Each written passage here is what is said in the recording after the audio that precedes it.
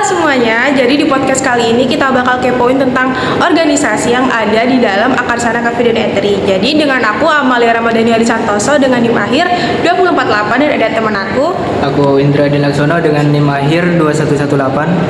Aku Yamil Dwi dengan akhiran NIM 249. Aku Faihul Solihah dengan NIM akhir 2068. Aku Gracia Safania dengan NIM akhir 2110. Oke, jadi tonton sampai habis ya agar tahu organisasi yang ada dalam Akarsana Cafe dan Eatery. Bye-bye.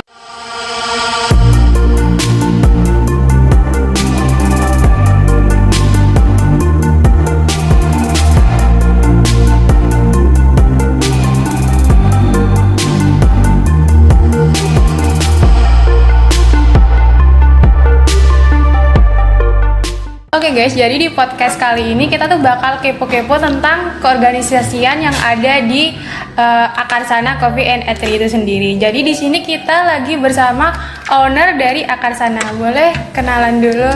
Ya, jadi perkenalkan nama saya Talita Rahmazi Harfiardi selaku owner dan juga founder dari Akarsana Homestay Cafe and Eatery. Oke, jadi kita langsung kepoin ya. Yang pertama tuh kayak pas pertama kali kenapa sih kok ada Akarsana ini, kayak apa pas pertama kali ada Akarsana tuh apa udah ada divisi-divisinya, udah ada tim-timnya atau kayak ya udah jalan dulu aja gitu.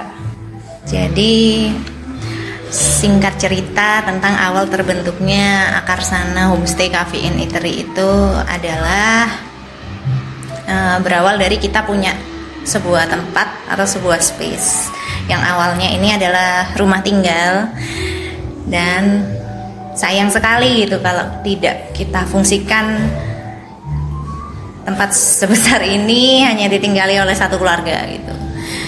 Dan berawal dari itu kita mulai cari opsi kira-kira enaknya dibuat apa gitu. Nah, karena ini awalnya rumah tinggal, jadi yang berperan di situ awalnya ya hanya kami keluarga, satu keluarga itu saya, kedua orang tua sama adik saya. Nah, jadi kebetulan hanya orang-orang itu dulu yang menghandle. Nah, karena kita juga butuh sharing jadi atau butuh insight dari beberapa orang lain, kita panggil istilahnya, karena sebelumnya kita juga sudah punya bentuk usaha lain di wedding organizer, event organizer dan lainnya.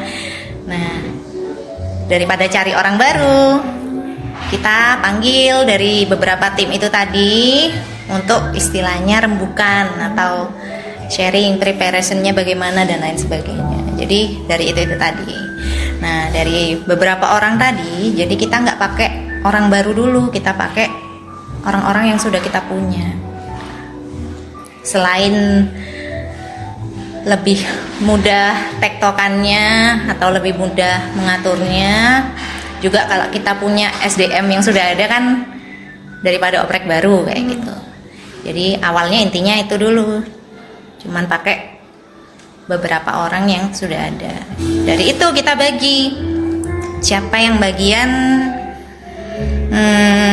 Pertama adalah kita tentukan dulu siapa yang pegang manajemennya, karena itu kan istilahnya yang ngatur atau bapak ibunya anak-anak nantinya gitu kan. Manajemennya kita pisah antara pihak homestay sama cafe, jadi biar sistemnya juga nggak campur-campur. Terus dari manajemen itu tadi kita bagi lagi, ada store manager, kemudian ada bagian administrasi, finance, terus apa lagi awalnya ya? Marketing itu dia juga sekalian pegang untuk branding dan lain sebagainya. Itu mencangkup dari homestay-nya atau kayak homestay doang sama atau ada nyampur sama kafenya atau gimana? Ya, jadi kalau yang sendiri-sendiri yang dibedakan kita yang pegang atau manajernya. Jadi manajer antara dari homestay sama manajer antara cafe berbeda. Karena ruang lingkup yang ditangani itu juga sudah beda. Kayak gitu. Terus setelah kita cakup itu tadi, dari manajemen satu sama satunya lagi kita bagi lagi divisinya. Kayak di homestay kita bagi, misalnya front office-nya yang pegang siapa, itu ada head-nya atau ada istilahnya ketuanya. Nah, kemudian housekeeping, karena kan job desk-nya berbeda-beda, pasti kita butuh dibagi per divisi lagi. Nah, supaya jelas hierarkinya, misalnya kalau ada apa-apa yang bertanggung jawab Sudah ada sendiri-sendiri. Jadi kalau dari homestay itu tadi front office, housekeeping, kemudian administrasi, finance. Sama di cafe juga gitu, ada store manager, kemudian bar itu nanti ada head barnya, kemudian waiters juga ada head waitersnya, kitchen ada head kitchennya, kemudian untuk purchasing itu yang bagian belanja, ngatur belanjaan dan lain-lain, kayak gitu. Kalau awalnya itu kan yang nge-handle itu kan dari keluarga sama orang-orang terdekat kan. Nah, untuk selanjutnya tuh apakah ada oprek gitu nggak? Kalau sempat ada. Melanjutkan itu tadi, karena kita tidak bisa bekerja sendirian atau dengan orang-orang yang terbatas itu tadi. Nah, tim inti kita masukkan sebagai istilahnya tim internal atau pihak manajemennya. Nah, stafnya atau tim inti lain, nah itu kita oprek karena kita tidak bisa kerja sendiri. Itu tadi kita butuh kerja tim, kita oprek. Misalnya dari homestay bagian front office kita butuh berapa orang, kan kita bagi tuh, ada shift-shiftan kerjanya, kita hitung butuh berapa orang. Front office oprek sekian, housekeepingnya oprek sekian, kemudian cafe juga gitu, waiters, kitchen, sama bar oprek berapa, kayak gitu. Setelah oprek baru kita saring nanti diambil berapa orang. Oh iya, kalau untuk kayak ada kriteria sendiri nggak dari kakaknya kayak harus gimana gitu? Nah, karena oprek itu tadi prosesnya adalah kita bikin announcement bahwa ada lowongan kerja bla bla bla dengan kriteria ini. Itu sebelumnya kita meetingkan sama pihak manajemen apa aja sih yang penting gitu. Karena kan tiap job desk berbeda-beda juga kriterianya. Udah kita bikin pengumuman, setelah itu walk in interview.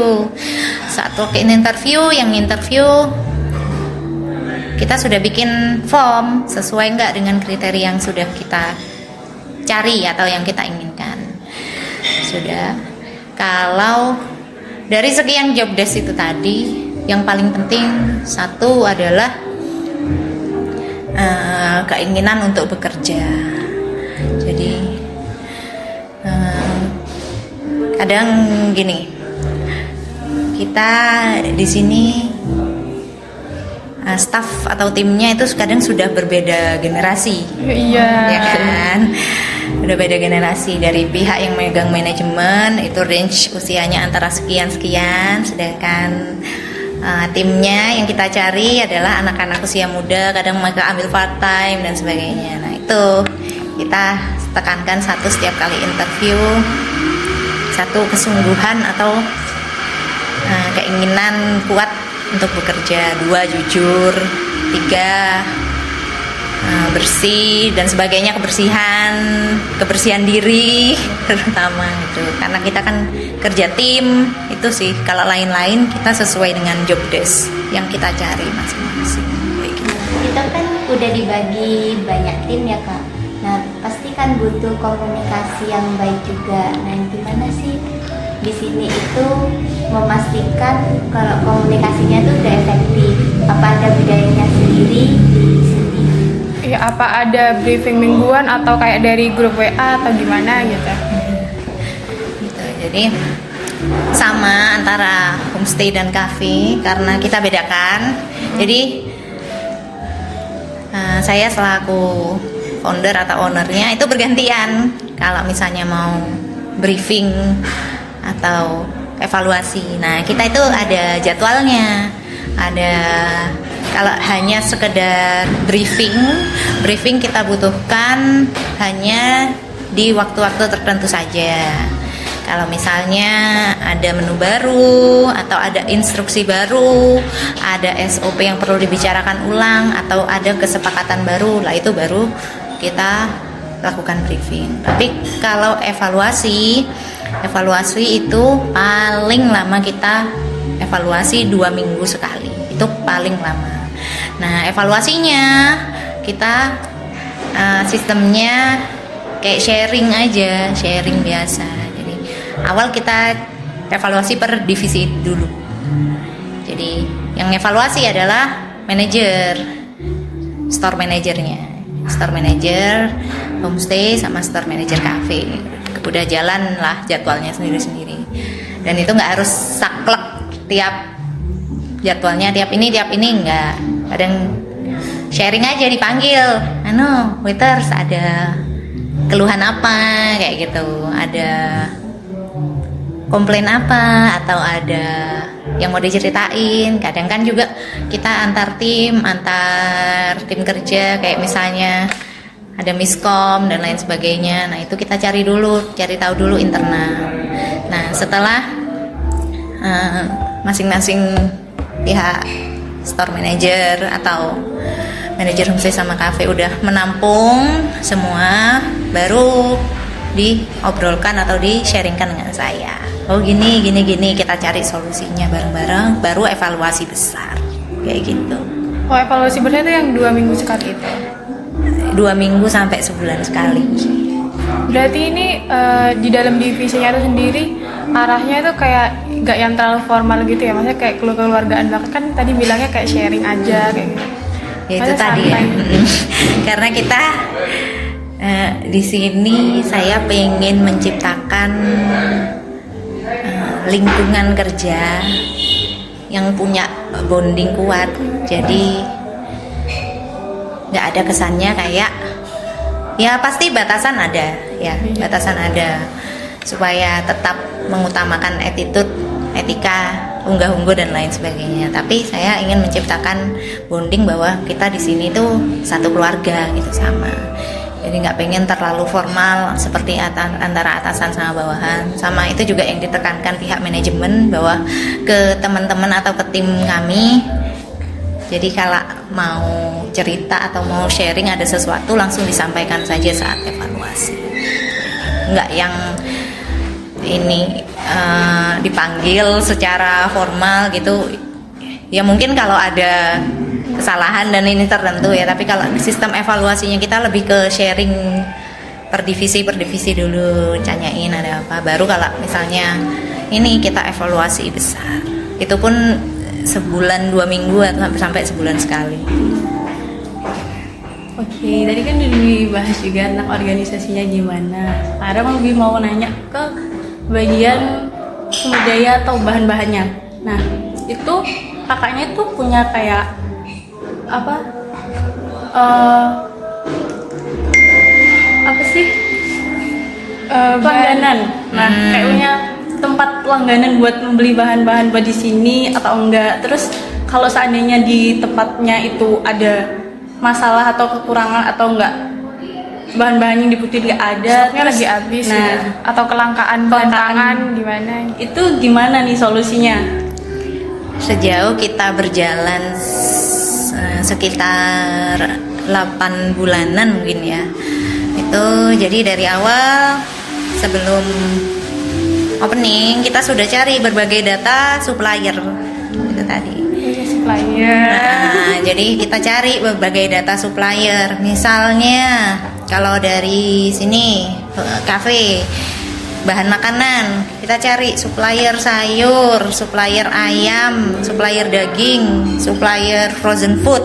Kita cari dengan harga yang ada di jangkauan atau range kita.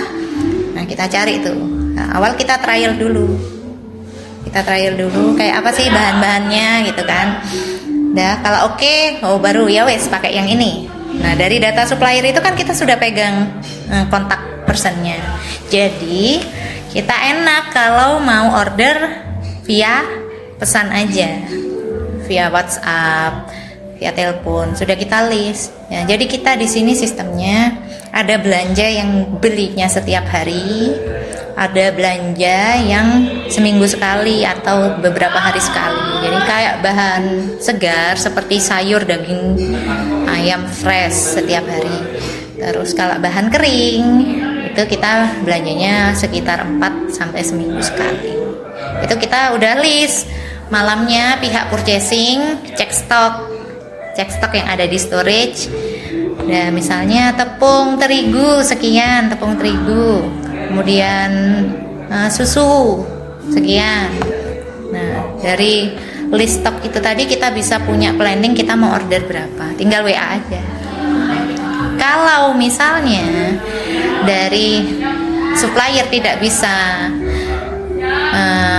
istilahnya tidak bisa mencukupi orderan dari kita punya plan B. Nah, dari awal kita kan sudah punya data nih, supplier ini manaan, supplier ini mana. Jadi kita punya plan B atau punya cadangan supplier mana aja yang. Ya, jadi cari ke supplier yang satunya lagi. Bahkan tisu, galon, air kayak gitu itu udah dikirim. Jadi sekarang nggak perlu kita keliling cari satu persatu. Kalau supplier sendiri dari pengusaha lokal apa ambil dari luar kota? Kebanyakan sih dari sini aja, sama-sama satu kota kalau bisa Jemberan. Tapi ada yang dari luar. Ada beberapa kalau misalnya kita kan untuk kopi, biji kopinya, binnya itu kalau untuk yang buat espresso base atau yang buat menu-menu espresso, kopi susu dan lain-lain itu kita ambil dari sini. Cuman untuk yang kopi filter, binnya itu kita ambil dari luar kota, beberapa gas binnya. Terus kayak matcha powder kayak gitu-gitu itu kita ambilnya dari luar kota.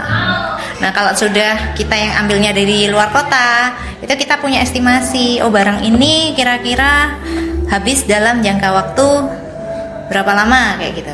Supaya kita tidak ada out of stock atau menunya kosong kayak gitu kan.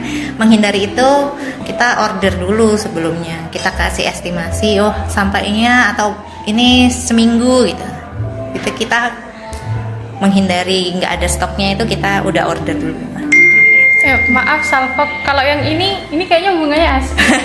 Ini belinya berapa hari sekali nih? Jadi kalau bunga, karena saya suka bunga, karena basicnya sebelum memulai usaha ini juga di bidang dekorasi, dekorasi ya.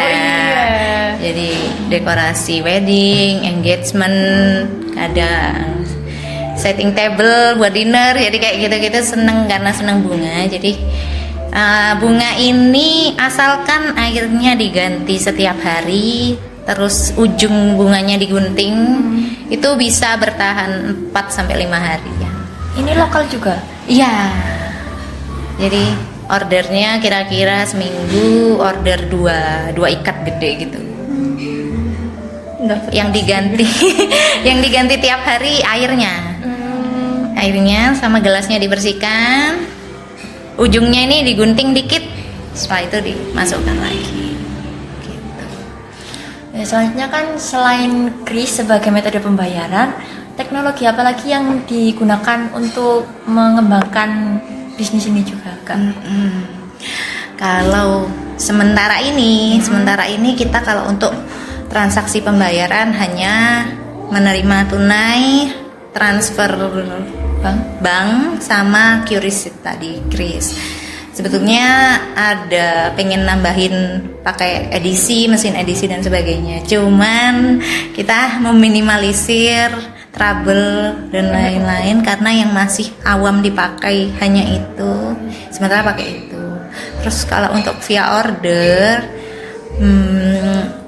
bisa order online tapi pakai tanpa aplikasi. Jadi apa istilahnya? Dari WA atau dari WA aja. Jadi kayak misalnya Bang Jack atau Mas Jack atau kalau untuk di aplikasi masih belum. Kalau untuk pemasaran sama kayak Oket tadi, apakah juga menggunakan teknologi digital kayak media sosial gitu, Kak? Karena sekarang sudah serba digital. Iya. Orang kalau ditanya misalnya, tahu dari mana infonya ya? Instagram, Facebook, TikTok dan lain-lain gitu. Bahkan kadang oh iya aku tahu itu, kenal sama itu, kenal di mana, kenal di Instagram ya kan ya. jadi kita awal itu juga strategi marketingnya atau brandingnya adalah via Instagram, kemudian WA dan lain sebagainya. Kita menggunakan teknologi digital gitu. Kalau yang dari TikTok itu emang dari pengunjungnya sendiri atau kayak ada influencer gitu? Kolaborasi gitu kan. Kalau sampai saat ini, kalau dari kafe, akun media sosialnya hanya ada Instagram. Jadi kita pakainya Instagram aja. Lah kebetulan beberapa apa misalnya influencer dan lain sebagainya itu mereka izin. Jadi kita nggak istilahnya, karena dulu awal kita nggak ada grand opening ya, kita hanya soft opening saja. Itu mereka izin aja, Kak, kalau misalnya aku review boleh gitu. Oh iya nggak apa-apa gitu. Baru ya alhamdulillah, meskipun kita belum mengadakan kerjasama dengan pihak selebgram, influencer dan sebagainya, tapi mereka punya impact atau mereka punya keinginan atau kemauan dari mereka sendiri yang mau inisiatifnya mereka sendiri. Kak mau review atau kak izin ini, oh iya boleh, nggak apa-apa. Ya jujur di TikTok itu rame banget, saya sering kayak akar sana gimana deket rumah gitu. Ya itu Rame ya, banget, alhamdulillah ya. kita sangat merasa terbantu. Jadi itu tadi. Jadi kita kan kalau awal merintis pasti kita butuh branding atau strategi marketing dan lain sebagainya. Jadi personal branding yang kita tanamkan di awal adalah kita membangun sebuah cafe dan homestay yang memang kesannya homey. Selain itu karena kita lingkungannya berada di tengah-tengah perumahan, kita setting jam buka dan tutupnya itu yang menyesuaikan juga dengan lingkungan, tidak terlalu malam tutupnya. Kemudian tidak ada live music supaya tidak mengganggu. Jadi sebisa mungkin kita tidak menyusahkan atau tidak mengganggu aktivitas yang sudah ada di lingkungan sini. Kayak Oh ya, Salfok juga ini kayaknya furniture sama interiornya juga terinspirasi dari kayak di dalam rumah gitu ya. Ya, karena memang nggak semuanya beli baru. Istilahnya beberapa kita reuse ataupun recycle dari furniture yang sudah ada sebelumnya, kecuali meja, kursi, dan lain-lain. Dan itu ya, karena kita konsepnya pengennya homey, anak-anak bisa main, bapak ibunya bisa ngopi, bisa nongkrong gitu. Jadi kita fasilitasi dengan beberapa furniture atau beberapa properti yang sudah kita ada sebelumnya. Kayak gitu. Sebelumnya Kak, kan ini kan lokasinya kan di Jember kan. Awal pembuatannya sempat ada keraguan nggak Kak? Kita kan tahu kan kalau Jember ini nggak terlalu besar kotanya, nggak kayak Malang atau Surabaya. Apakah awal-awal ada keraguan gitu Kak? Takutnya kan kayak sepi, nggak sesuai sama target gitu. Ya, jadi kalau prinsip saya waktu awal sudah niat menerjuni di bisnis ini, intinya cuma satu niatnya, cari rezeki bersama-sama dan mencarikan rezeki orang banyak ya. Udah mau berapapun atau rame enggaknya itu urusan nanti lah. Jadi mau hari ini dapat banyak, mau hari ini dapat sedikit, yang penting kita tetap positif dan usaha konsisten sama setiap harinya, karena kadang kita tidak tahu. Oke lah, hari ini misalnya kita di angka 5 dari 10 gitu, belum tentu gitu besoknya kita tetap di angka 5. Bisa jadi kita 8 atau kita naik atau bahkan kita turun. Nah, tapi kita kan nggak tahu yang besoknya akan seperti apa. Jadi itu yang saya selalu tanamkan kepada tim dan lainnya, bahwa jangan pernah lelah untuk konsisten. Jadi jangan sampai kita berburuk sangka. Jadi rezeki dan lain-lain udah diatur. Mau itu kita di tempat nyelempit, mau itu kita di luar, kalau memang sudah rezekinya ya udah kayak gitu. Tapi cabang pertamanya yang di Jember ini. Ya, jadi pertamanya di Jember ini. Kemudian setelah kita merasakan ya oke lah gitu. Kemudian adik minta izin untuk coba ya Mbak, itu buka ya. Karena adik saya domisilinya di Lampung, menetap di sana. Dengan bantuan tim yang ada di Jember, dibukalah Akarsana Lampung di sana. Mungkin terakhir, apa sih kunci utama dalam menjaga hubungan di antar tim di Akarsana ini, biar supaya terus kompak dan juga produktif? Ya, pertanyaannya bagus. Karena kita nggak memungkiri ya, dalam satu keluarga atau sak duluran aja kan kadang ada konflik gitu kan ya. Apalagi yang bukan saudara, yang bukan teman awalnya. Kita dikumpulkan dalam satu lingkungan pekerjaan, tidak memungkiri pastilah adanya miskomunikasi atau bentrok antar teman kerja kayak gitu. Pasti ada. Tapi itu tadi yang saya tekankan ke teman-teman tim kami, kalau ada apa-apa itu jangan dipendam atau jangan disimpan sendiri. Jangan mendem. Jangan disimpan sendiri. Nanti malah akhirnya dari si A diomongkan ke si B, dari si B diomongkan ke si C, ditambah-tambahin, dikurang-kurangin dan lain sebagainya. Nah, kalau misalnya kita ada suatu problem satu teman kerja gitu, nggak apa-apa, langsung aja ceritakan ke manajernya gitu. Kalau nggak mau langsung ngomong ke saya, ceritakan ke manajernya gitu. Aku ada masalah gini bla bla bla. Nanti kan pasti dibantu cari solusinya dan lain sebagainya. Nah, itu tadi makanya kita di awal selalu menanamkan bonding atau ikatan yang kuat bahwa kita di sini satu keluarga. Jadi tetap ada batasan attitude dengan sikap yang baik itu tadi, tapi tidak membatasi untuk kita saling sharing, untuk kita saling mengungkapkan keluhan dan sebagainya.